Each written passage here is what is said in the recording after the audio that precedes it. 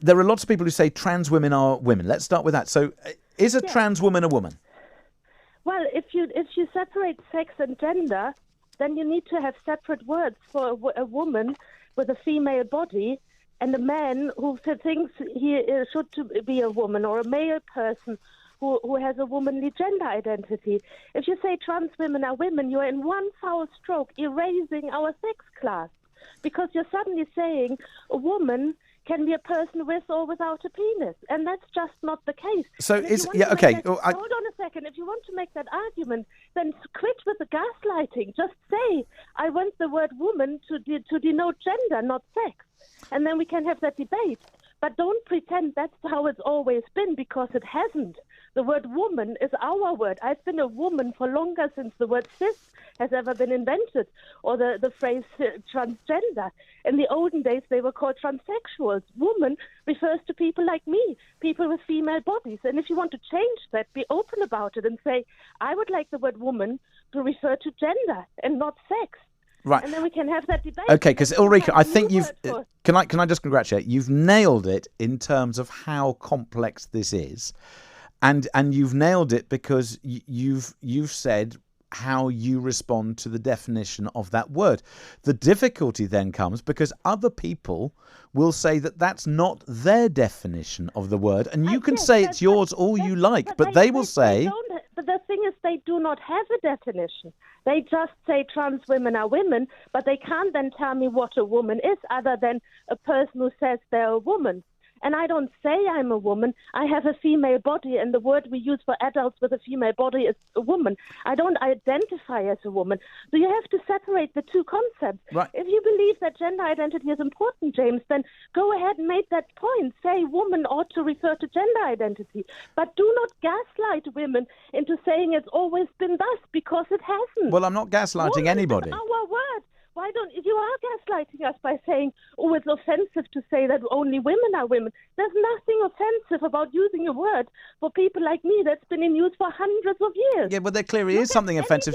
Ulrika, hang on a second. It's only offensive if you choose. Well, okay. No, Ulrika, hang on a second. Yes, all right, okay, it may be offensive. But to me, it is offensive to say that people with penises are women. So then you have both sides. I understand that. We can't move forward if we're all just constantly being offended. We need solutions, and solution can only come if we make a clear distinction. Hang on a second. Gender, one thing is sex. Right, I understand that, but the thing is that there are people who do not see it in your way. So So I understand your frustration, I understand your anger, and I understand why somebody like me who stumbles into this debate and doesn't necessarily know all the nuances, and because I'm not a woman, I don't have that strong feeling that you have particularly for it. But what I see is a group of people who have been marginalised, and they're born in... Women have been marginalised for centuries, worldwide, and for millennia. We've been marginalised and oppressed and exploited. Fine, and we still have organised religion that marginalises you today. Yes, exactly. And so why are you pitting different marginalizations against one another? So yes, maybe trans people have also been marginalized. I'm sure they have. Transphobia exists, and it's real, but it does not come from women who say there's a difference. It comes from people who are also homophobic. And so what you've identified, Ulrika... with the diverging expression and so on. I'm gender non-conforming. I'm totally happy with people wearing whatever they like or changing their hairstyles or whatever. What I don't want is that my sex is being erased. Being a woman, having a female body has affected my life from when I have first had my period to now where I'm reaching my menopause, through childbirth and pregnancy and having uterine fibroids and what God knows what. Okay. These are things that matter to our lives. You can't just erase them and say, "Oh, but your inner gender." You see, well, I'm not trying to erase that, Ulrika. But you see, yes, you are, by saying that people with penises are what we are, you are erasing what we are, and our sex is a protected characteristic in the Equality Act.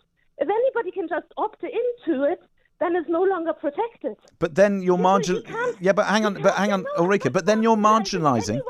Ulrika. No. What? I'm not allowed to have a word here? Okay, all right. Yeah, well, that. I'm just trying to understand here, because there are people who do not agree with you. They don't think the same. You speak to anybody under the age of 35 and they will say, no, that's not the definition. And they won't agree with your definition of woman either. Have you spoken to them? Because they also say, but of course sex is real. And then they go on to gaslight us by saying, yes, but words for sex aren't real. So we have to find a way of saying, I believe in that you believe in gender identity. It's a belief I don't share, but I see that you do, and that is important to you. Your gender identity is different from your sex, and I respect that.